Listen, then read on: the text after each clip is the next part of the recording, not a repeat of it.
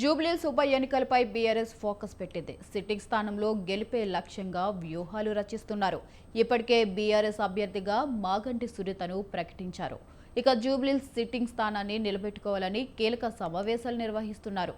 డివిజన్లు, బూతుల వారీగా ఇన్ఛార్జీలను నియామకం చేపట్టారు. ఇక మరోవైపు కాంగ్రెస్ ప్రభుత్వం ఎన్నికల్లో ఇచ్చిన హామీలపై బకాయి కార్డులు విడుదల చేసింది బీఆర్ఎస్. జూబ్లీహిల్స్ నియోజకవర్గం నుంచి ఇంటింటికి కాంగ్రెస్ బకాయి కార్డును పంపిణీ చేయడం స్టార్ట్ చేశారు కేటీఆర్.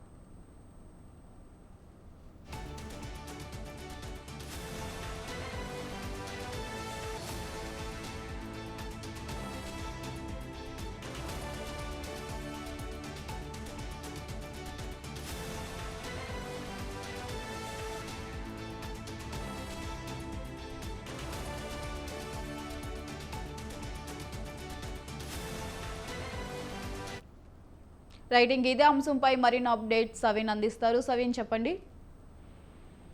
ముఖ్యంగా జూబ్లీహిల్స్ ఉప ఎన్నికలపై ప్రధాన ప్రతిపక్షం బీఆర్ఎస్ పార్టీ ప్రత్యేక దృష్టి సారించింది. ముఖ్యంగా జూబ్లీహిల్స్ అసెంబ్లీ స్థానం బీఆర్ఎస్ పార్టీకి సిట్టింగ్ స్థానంగా ఉంది. అక్కడ 3 సార్లు ఎమ్మెల్యేగా గెలిచినటువంటి మాగంటి గోపీనాథ్ ఇటీవల అనారోగ్యంతో కన్నుమూశారు. దీంతో అక్కడ ఉప ఎన్నిక అనివార్యమైంది. అక్టోబర్ మొదటి వారంలోనే జూబ్లీహిల్స్ ఉప ఎన్నికకు షెడ్యూల్ వస్తుందని ప్రచారం జరుగుతున్న నేపథ్యంలో ఇప్పటికే బీఆర్ఎస్ పార్టీ అధికారికంగా అభ్యర్థిని ప్రకటించింది. ముఖ్యంగా మాగంటి గోపీనాథ్ సతీమణి మాగంటి సునీత గోపీనాథ్ ను బీఆర్ఎస్ పార్టీ అధినేత కేసీఆర్ అభ్యర్థిగా ప్రకటించారు. దీంతో అంతకుముందే ఎప్పుడైతే మాగంటి గోపీనాథ్ అనారోగ్యంతో మరణించారో ఆ తర్వాత నుంచి డివిజన్ల వారీగా బీఆర్ఎస్ పార్టీ మాగంటి గోపీనాథ్ సంస్మరణ సభలను నిర్వహించింది.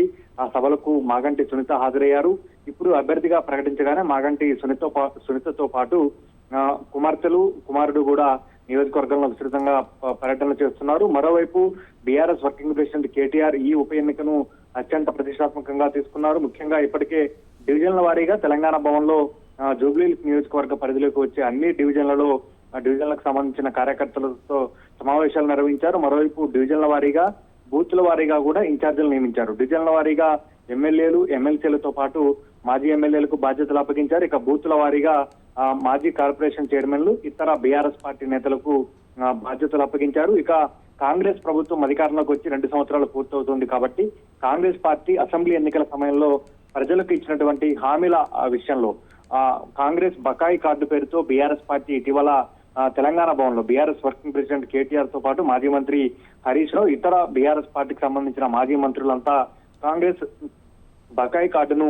ఆవిష్కరించారు. ఇందులో ఎన్నికల సమయంలో కాంగ్రెస్ పార్టీ ఇచ్చిన హామీలు, ఇంకా ప్రజలకు నెరవేర్చాల్సినటువంటి హామీలు బకాయి కార్డుపై ముద్రించి ఈ బకాయి కార్డును రాష్ట్రంలో ప్రతి ఇంటికి పంచాలని గులాబీ పార్టీ డిసైడ్ అయింది. అందులో భాగంగానే జూబ్లీహిల్స్ నియోజకవర్గంలో 2 డివిజన్లకు సంబంధించి కేటీఆర్ హాజరయ్యి బకాయి కార్డులను ఇంటింటికి పంచిన పరిస్థితి మనకు కనబడుతుంది. మరోవైపు జూబ్లీహిల్స్ నియోజకవర్గ ఉప ఎన్నికల్లో బీఆర్ఎస్ పార్టీ గెలిస్తే రాష్ట్రంలో కాంగ్రెస్ ప్రభుత్వంపై వ్యతిరేకత స్టార్ట్ అయింది. కాంగ్రెస్ పని అయిపోయిందని పెద్ద ఎత్తున ప్రజల్లోకి తీసుకువెళ్లాలని గులాబీ పార్టీ భావిస్తోంది. ముఖ్యంగా జూబ్లీహిల్స్ నియోజకవర్గానికి సంబంధించి ఎప్పుడైతే ఉప ఎన్నికలు సంబంధించి షెడ్యూల్ వస్తుందని ప్రచారం జరుగుతున్న నేపథ్యంలో బీఆర్ఎస్ పార్టీ ముందుగానే నియోజకవర్గంలో సర్వేలు నిర్వహించింది. అదేవిధంగా ప్రభుత్వ వ్యతిరేకతను తమకు అనుకూలంగా మలుచుకునేందుకు, ఎందుకంటే 2023 అసెంబ్లీ ఎన్నికల్లో హైదరాబాద్ లో కాంగ్రెస్ పార్టీకి 1 సీట్లు రాలేదు. కేవలం కంటోన్మెంట్ ఉప ఎన్నికల్లో మాత్రమే కాంగ్రెస్ అభ్యర్థి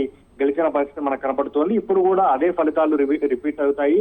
హైదరాబాద్ నగరంలో అధికార పార్టీకి అనుకూలమైన ఫలితాలు రావు. బీఆర్ఎస్ పార్టీ జూబ్లీహిల్స్ ఉప ఎన్నికల్లో గెలుస్తుందనే ధీమాను బీఆర్ఎస్ పార్టీ నాయకత్వం వ్యక్తం చేస్తోంది. అందులో భాగంగానే మరోవైపు జూబ్లీహిల్స్ లో సిట్టింగ్ ఎమ్మెల్యేగా ఉంటూ మాగంటి గోపీనాథ్ మరణించారు కాబట్టి సానుభూతి కూడా బీఆర్ఎస్ పార్టీకి కలిసి వస్తుంది. అందులో భాగంగానే బీఆర్ఎస్ పార్టీ నుంచి అనేక మంది టికెట్ కోసం పోటీ పడినప్పటికీ మాగంటి గోపీనాథ్ సతీమణి మాగంటి సునీత గోపీనాథ్ వైపే బీఆర్ఎస్ అధిష్టానం మొగ్గు చూపింది. ఆమెకే టికెట్ ఇచ్చి ఎన్నికల బరిలో నిలిపిన పరిస్థితి మనకు కనపడుతోంది. ఇప్పటికే మాగంటి సునీత గోపీనాథ్ ప్రచారాన్ని ప్రారంభించారు. డివిజన్ల వారీగా ఎమ్మెల్యేలు, మాజీ ఎమ్మెల్యేలు ఇన్ఛార్జీలుగా వారు కూడా ప్రచారాన్ని చేస్తున్నారు. మరోవైపు మాజీ కార్పొరేషన్ చైర్మన్లు కూడా ప్రచారాన్ని చేస్తున్న పరిస్థితి మనకు కనబడుతోంది. అధికార పార్టీ కంటే ముందుగానే అభ్యర్థిని ప్రకటించడంతో పాటు నియోజకవర్గంలో ముందుగా ప్రచారం చేయడం ద్వారా ప్రజల దృష్టిని ఆకర్షించవచ్చనే వ్యూహాన్ని గులాబీ పార్టీ అమలు చేస్తుంది. ఇక ఎన్నికల షెడ్యూల్ రిలీజ్ అయిన తర్వాత ప్రచార పర్వాన్ని మరింత వేగం చేయడంతో పాటు డివిజన్లలో కార్నర్ మీటింగులు నిర్వహించడం ద్వారా మరోవైపు BRS party working president KTR తో పాటు మాజీ మంత్రి హరీష్ రావు, ఇతర మాజీ మంత్రులతో పాటు హైదరాబాద్ నగరానికి సంబంధించి ముఖ్యంగా తలసాని శ్రీనివాస్ యాదవ్, మహమూద్ అలీ, సబితా ఇంద్రారెడ్డితో పాటు మిగిలిన నేతలు కూడా ప్రచారం చేసే విధంగా బీఆర్ఎస్ పార్టీ వ్యూహాలు రచిస్తున్న పరిస్థితి మనకు కనబడుతోంది. ఎప్పుడైతే షెడ్యూల్ వస్తుందో షెడ్యూల్ తర్వాత బీఆర్ఎస్ పార్టీ మరింత వ్యూహాన్ని మార్చి జూబ్లీహిల్స్ ఉప ఎన్నికల్లో ప్రచారాన్ని వేగం చేసే విధంగా ఇప్పటికే యాక్షన్ ప్లాన్ రెడీ చేసిందని చెప్పుకోవచ్చు. సవేన్, ఇక్కడ మనం చూసుకున్నట్లయితే ఇప్పటి వరకు అయితే బీఆర్ఎస్ పార్టీలు పెద్దగా బయటకు వచ్చింది లేదు, దేనిపైన రియాక్ట్ అయింది లేదు. ఇప్పుడు ఈ ఎన్నికల్లో అయితే బయటకు వచ్చింది. మరి జనాల్ని వీళ్ళు గుర్తించి ఓట్లు వీళ్ళకి పడే అవకాశం ఉందంటారా? మరి ఉప ఎన్నికలు కాబట్టి ప్రత్యేకంగా సానుభూతి అంశాన్ని బీఆర్ఎస్ పార్టీ లెక్కలోకి తీసుకుంటుంది. సిట్టింగ్ స్థానం బీఆర్ఎస్ పార్టీకి జూబ్లీహిల్స్ అనేది సిట్టింగ్ స్థానంగా ఉంది. ముఖ్యంగా గ్రేటర్ హైదరాబాద్ లో ఇప్పటికే అంటే కాంగ్రెస్ ప్రభుత్వం అధికారంలోకి వచ్చిన తర్వాత మూసీ ప్రక్షాళన పేరుతో, మూసీ పునరుజ్జీవం పేరుతో హైడ్రాను తీసుకొచ్చింది. హైడ్రా పేరుతో పేదల ఇళ్లను కూలుస్తున్నారు ముఖ్యంగా అనేది బీఆర్ఎస్ పార్టీ ప్రధానమైన ఆరోపణ చేస్తుంది. ఎన్నికల్లో, అసెంబ్లీ ఎన్నికల్లో కాంగ్రెస్ పార్టీ ఇచ్చిన హామీలు, ప్రభుత్వ వ్యతిరేకత ఈ అన్ని కలిసి వస్తాయి. మరోవైపు జూబ్లీహిల్స్ నియోజకవర్గంలో బీఆర్ఎస్ పార్టీ సంస్థాగతంగా బలంగా ఉండటంతో పాటు సానుభూతి ఈ అన్ని కలిసి వచ్చి బీఆర్ఎస్ అభ్యర్థి విజయం సాధిస్తారనే ధీమాను మాత్రం బీఆర్ఎస్ పార్టీ అంచనా వేస్తున్న పరిస్థితి మనకు కనపడుతోంది. Right, thank you Saveen.